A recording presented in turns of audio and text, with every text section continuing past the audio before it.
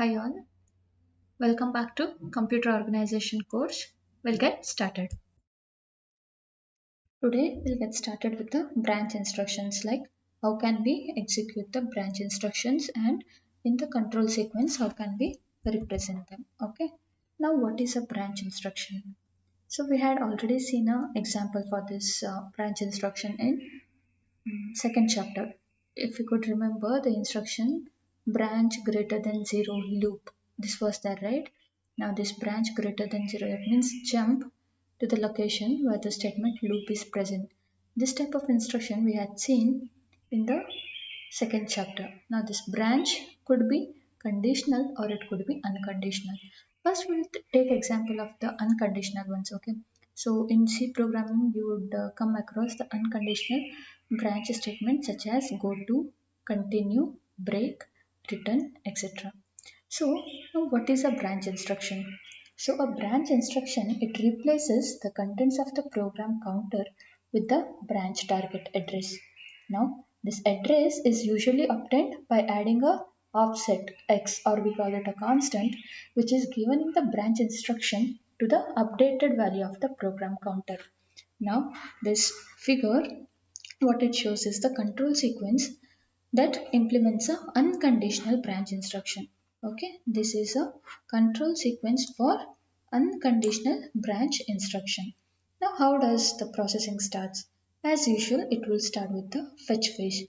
Now these three steps here, it consists of the fetch phase. So what do you mean by fetch phase? The instruction has to be fetched, right? Which instruction? It is a branch instruction. So the branch instruction is present in the memory and you have to fetch it and move it into the IR. So what will we do? First we will get the content of the PC, that is program counter, then we will move it to memory address register, then a read control signal would be initiated, and in the meanwhile what will happen? The content of the PC would be incremented to point to the next instruction. Like how do we do that? We will select 4 in the multiplexer, this control line would be selected, then we'll perform the add operation in the ALU, right? The A operand of the ALU would contain the constant 4 and the B operand would contain the value of PC. Once the addition is done, it would be moved to Z register. From Z register, we will get this in PC and the updated value is again fed into Y register while we are waiting for MFC. So once the MFC is done, memory function complete signal is received. What will happen? The content from the memory, that is the instruction, is fetched and it will be placed in the MDR. From MDR, it would be again sent to IR. So these three things we had seen in the last class, right? So we will start from the fourth step now. The offset value is usually present in your instruction and it is extracted from the instruction register by the instruction decoding circuit, which will also perform the sign extensions if required. Now, sign extensions if required, this means the jump can be either forward or backward. If it is forward, you have to add the offset to the content of PC. If it is backward, then you have to subtract it. Okay, now since the updated value of the PC, we already have it in the Y register. Now what will happen? The offset or the constant that has to be added to the updated contents of the PC would be directly moved to the B input or B input of the ALU. So the Y input already has the updated content of PC. Then your B input, it has the offset, then this would be added and it would be placed in the Z register. So once that is placed in the Z register, it would be moved to the PC, then this is the end of the instruction. Once the PC has the updated address, what will happen? Again, the execution of the instruction would start. Okay, in the fifth step, it is there. Now, the offset X, it is used in a branch instruction. It is usually the difference between the branch target address and the address immediately following the branch instruction. As shown in this figure, the PC is incremented during the fetch phase here, right? PC is incremented in the fetch phase before knowing the type of the instruction being executed. So when once you consider this one, right, so here your PC is updated but it still doesn't know whether the next instruction is branch or not. So before that only your PC is incremented. So thus what will happen is when the branch address is computed here in the step 4, the PC value used is the updated value, not the old value. Okay, the updated PC value is used, which points to the instruction following the branch instruction in the memory. Now if you could see here this offset field of IR out. So this is the constant or the offset which you have to add with the updated contents of the PC. Now this represents, like till here it represents the unconditional branch instruction because we do not have any conditional condition here. That's why this represents a unconditional branch instructions. Now this represents the same, the whatever we have explained, right? It is here. Now how do we represent a conditional branch? Suppose we have an instruction, this one, branch on negative, that is branch less than 0, you have to perform some other task. Then the only changes what would happen is in the step 4. Till here it would remain same, then comes your instruction, that is the branch condition. Okay, so if we consider here branch less than 0, what will happen? So whenever the condition, the register or whatever the value present here is, if it is less than 0, then a branch, a jump would be made. So how do we write it? So this is offset field of IR out, comma add, then comma Z in, then we have this condition. Okay, if n is equal to 0, then end. This means whenever n is equal to 0, the processor returns to the step 1 after the step 4. If it is any other value, then the next instruction would be performed. Getting it? You have a quiz now. What does the below control sequence represent? Okay, is it a conditional branch or unconditional branch? You have got 2 minutes of time to respond.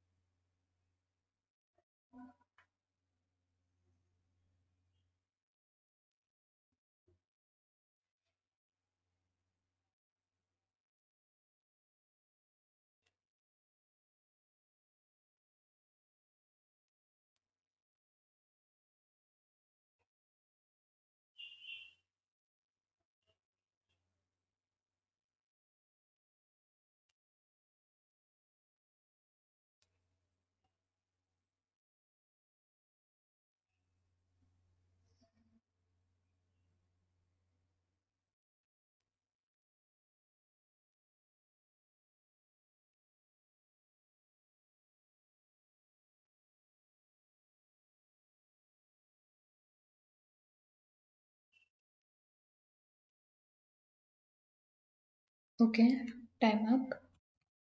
Next, we will study about multiple bus organization. We had already seen single bus organization, right? So now let's check out this 3 bus organization. So this is nothing but instead of one internal processor bus, we have 3 buses here, namely bus A, bus B, and bus C. Okay. Now, first there are some changes here. Let's discuss that one. So we have a register file here, right? So this is nothing but all the general purpose registers which we saw in the single bus organization, right? R0 through Rn-1. Those all are clubbed together in a block called as register file. Okay. Then the register file is said to have 3 ports. That means here one input is there and two outputs are there. So what will happen here is, so your three registers can simultaneously work. That means suppose if we have register R0, R1, R2 and R3, what will happen is, say for example, you can access the content of register R0, then R1, and you can also update the content of R2 simultaneously.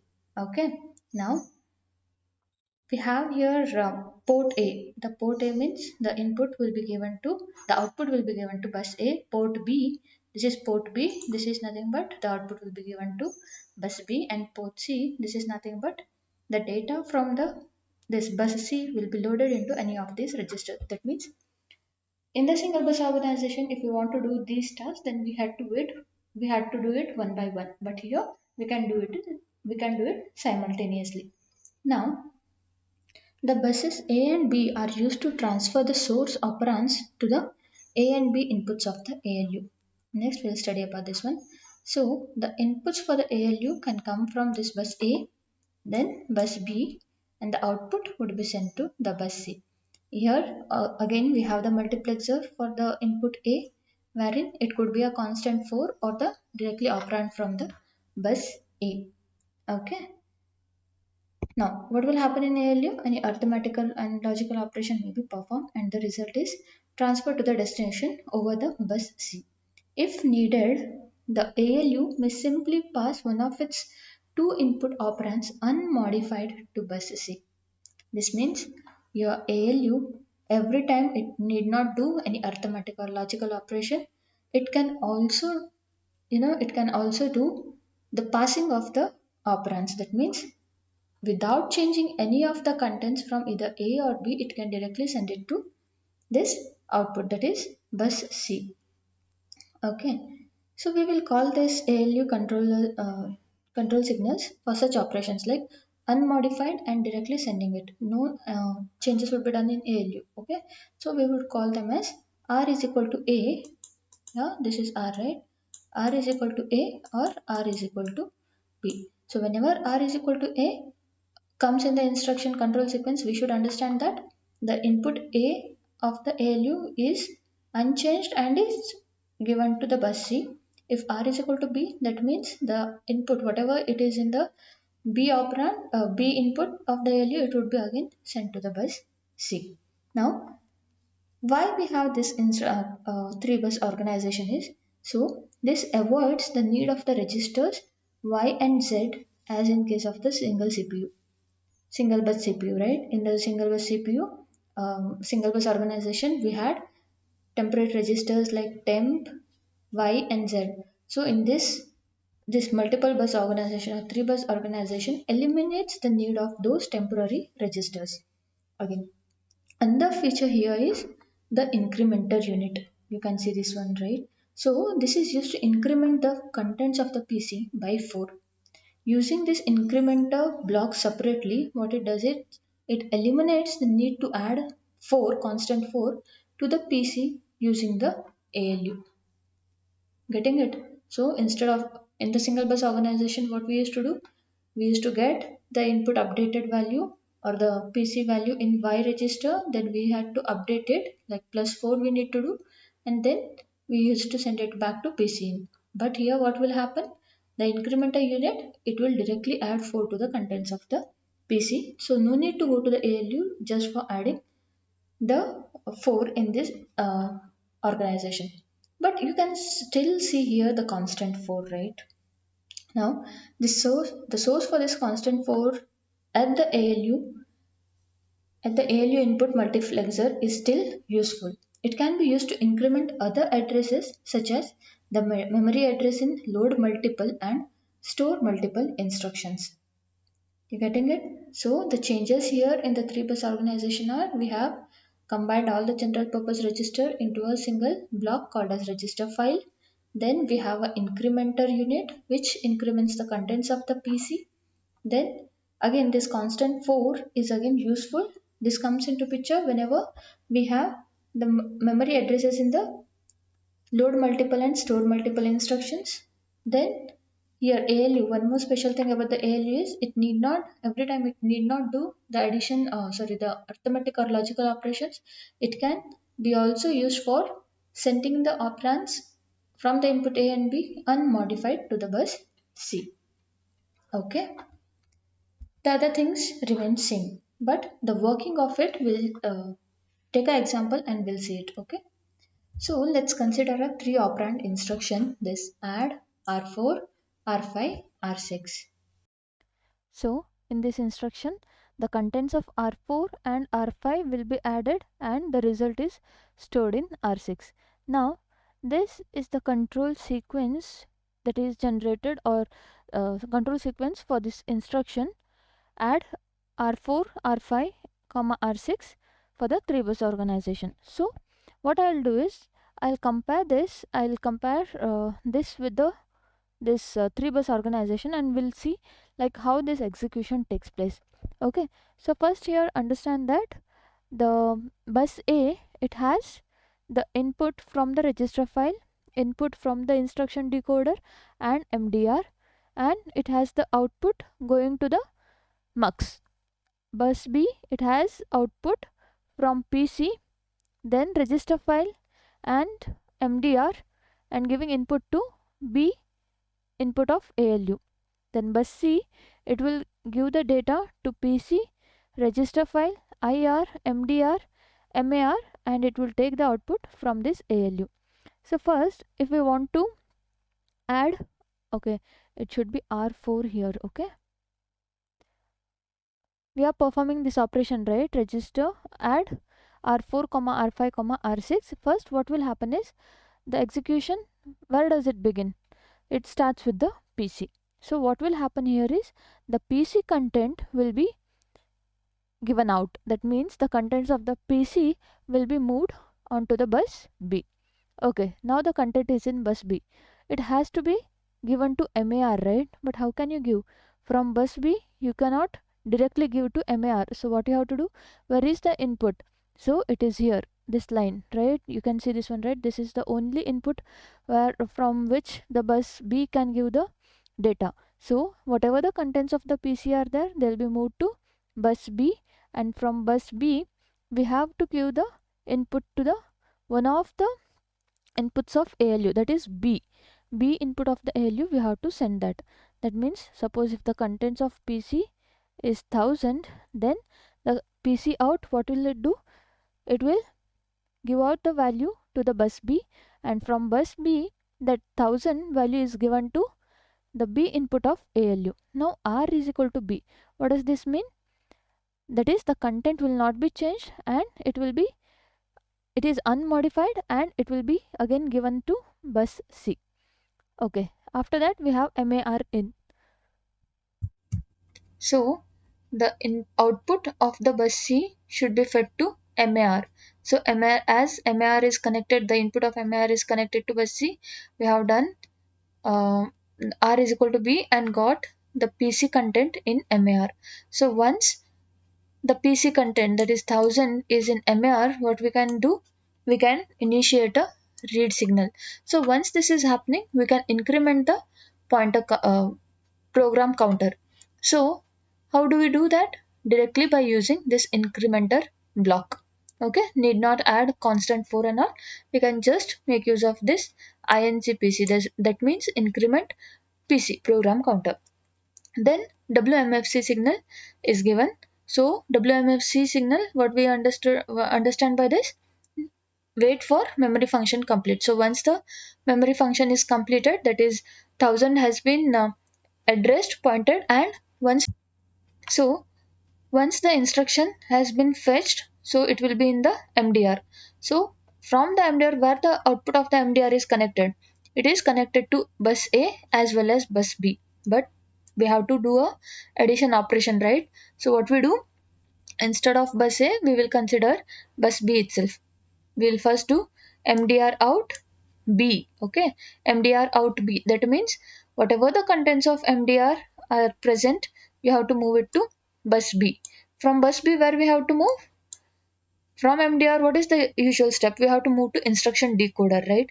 So what we do is, again from bus B, the instruction the actual content, that is the instruction add r4 comma r5 comma r6, is fed into the b input of ALU, that is r is equal to b, then what will happen? Again, whenever we do r is equal to b, the output will be in the bus C, and that will be given to IR. That means right now the instruction or add instruction is in instruction register. So then the instruction would be decoded. Then what will happen? Okay, we have completed till here. We have decoded the instruction. Now we'll understand, your processor will understand that it has to add the contents of R4 and R5. What it will do? This register file contains group of registers, right? R1 through Rn minus 1. So your R4 and R5 are also present here. What it will do is the contents of the R4 will be read out and it will be moved to bus A. You can see here R4 out A, then R5 out B. The contents of the register R5 would be moved to bus B. Then what will happen? Whatever we have read from the R4, it would be given to mux. Whatever we have read from the R5, which is on the bus B, would be fed to B input of the ALU. Then what we do? We select, there is a select control line for the mux, so we will select A. So once we select A, what will happen? Whatever we have read from the bus A would be given to the A input. Then we do a add operation. Once the add operation is done, the sum would be placed on the bus C and the content, the result can be moved to register 6. So this is the end of this instruction. Getting it? Now we'll have a quiz. The question is, in 3-bus organization, all general purpose registers are combined into a single block called as dash. We have 2 minutes of time.